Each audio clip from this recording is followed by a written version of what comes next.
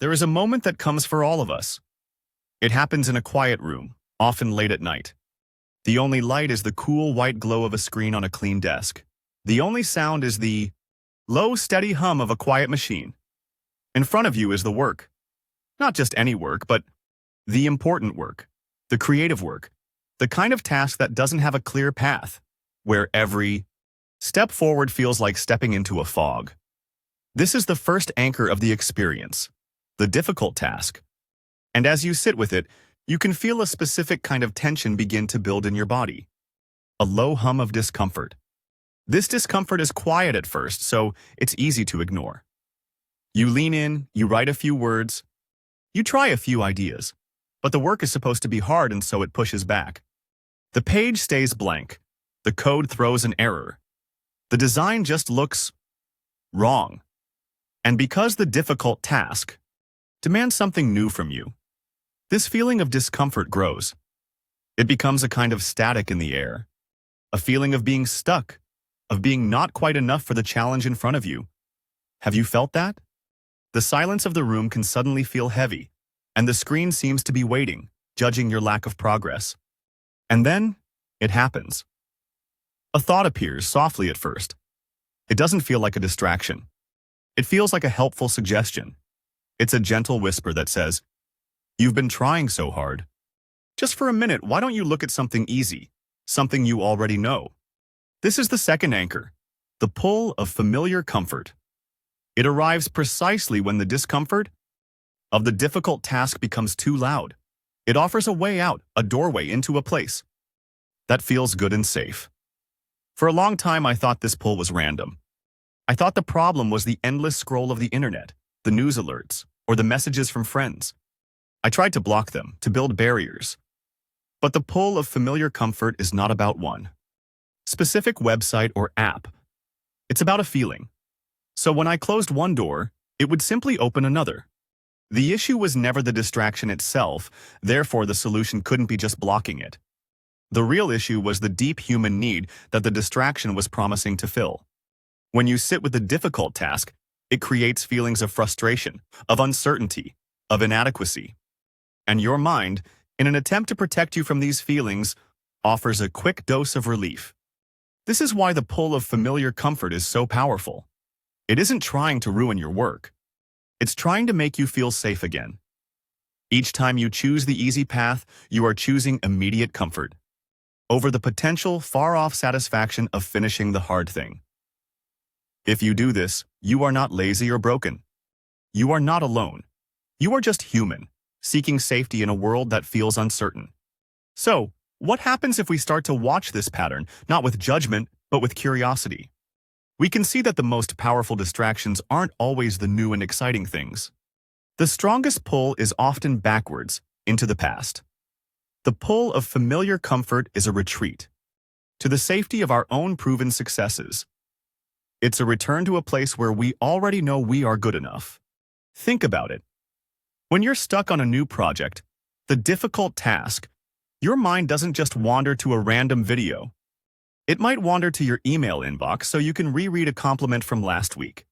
It might guide you to a folder of completed projects so you can open a file and admire work you have already finished. Work that is no longer a threat. The pull of familiar comfort, therefore, isn't about novelty. It's about certainty. The safety of a solved problem is infinitely more alluring than the messy, frightening uncertainty of a current challenge.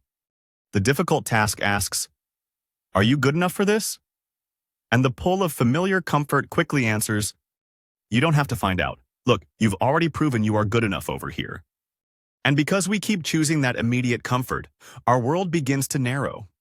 The consequence of constantly answering the pull of familiar comfort is that you begin to avoid the difficult task altogether. You start to organize your life around what is easy and known. You take on the projects you know you can complete, and you shy away from the big, ambitious ones that truly excite you but also scare you. The discomfort associated with the difficult task starts to feel so threatening that you subconsciously build a life designed to avoid it. This avoidance can feel like safety, but it's a room that keeps getting smaller. You are surrounded by your past successes, but you are not creating any new ones. And a part of you knows this. A part of you feels the stagnation, the quiet disappointment of potential that is being managed instead of unleashed. You find yourself busy but not productive. You're organizing, planning, and perfecting old things, all in a complex dance to avoid starting the new difficult task that could actually lead to growth. And so, the pull of familiar comfort becomes the very thing that keeps you from finding new comforts, new successes. So I realized the answer wasn't to try harder. It wasn't about more willpower or more discipline. The answer was to get better at sitting with the initial feeling. The small move, the one thing that began to change everything, was to build a tiny pause, a space between the moment I felt the discomfort of the difficult task and the moment I acted on the pull of familiar comfort. Just a breath. In that moment of frustration when my hand was already moving to open a new tab, I would just stop. I wouldn't tell myself, get back to work. I wouldn't shame myself. I would just notice. I would say to myself, there it is, the discomfort. This is the feeling of being stuck. And by naming it, I took away some of its power. It was no longer a terrifying, unnamed feeling. It was just a sensation, a temporary state. And by not immediately running towards the pull of familiar comfort, I learned something profound. The discomfort doesn't last forever. It often rises, crests, and then subsides, even if just a little. And in the quiet space that it leaves, you can often find enough clarity to type one more sentence, to try one more idea on the difficult task. This is the entire practice. It isn't a battle to be won. It is a feeling to be felt. Because you are simply expanding your ability to stay with the work, the pull of familiar comfort begins to lose its urgency. It's still there, but it no longer feels like an emergency exit you have to take. This is a process of understanding your own unique patterns.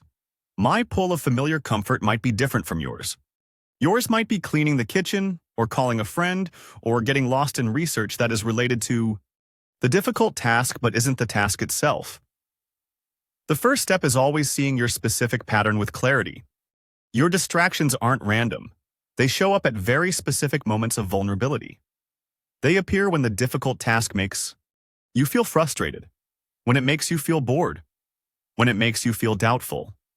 And so, by recognizing when and why you are most likely to seek an escape, you can begin to map your own internal world. You start to see the direct connection between the challenge of the difficult task and the intensity of the pull of familiar comfort. You're no longer a victim of a mysterious force. You're an observer of a predictable human pattern. Next, you have to truly appreciate the appeal of that familiar comfort.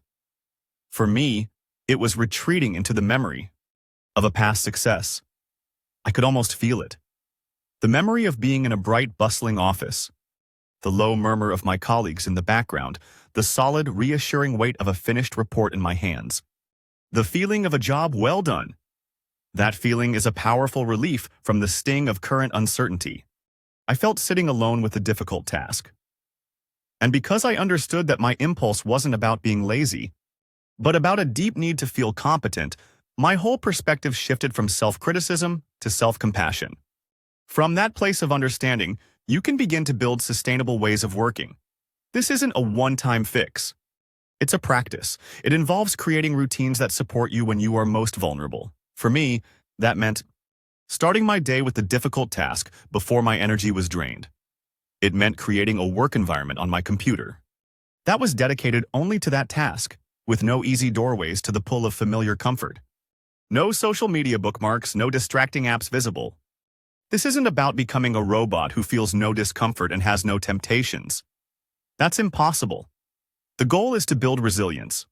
It is about gradually increasing your capacity to sit with the discomfort of the difficult task for just a little longer each day. Maybe today it's for 10 seconds. Tomorrow, maybe it's 30. You are not trying to eliminate the pull of familiar comfort. You are simply learning to recognize its call without always having to answer it. Over time, something remarkable begins to happen. As you practice staying with the discomfort just a little longer, the difficult task starts to feel less threatening. The fog begins to thin just a little. You find you can take one more step and then another. And the pull of familiar comfort, while still present, no longer feels like a siren song. It feels more like a gentle reminder of a safe harbor you can return to later, after you've spent a little more time exploring the open sea. The cost of not understanding this internal dance is high. It's a life lived in a comfortable, familiar room, while the rest of the house, full of unexplored possibilities, remains dark. It's the slow fade of your own potential.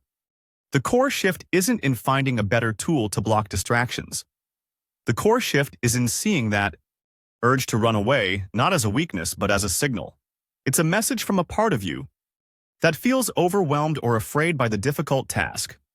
And instead of shaming that part of yourself, you can learn to listen to it, to understand what it needs, and to gently show it that you can stay with the uncertainty together just for a moment longer.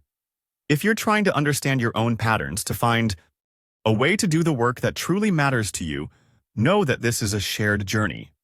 If this story resonated, consider staying with us. We'll keep moving together.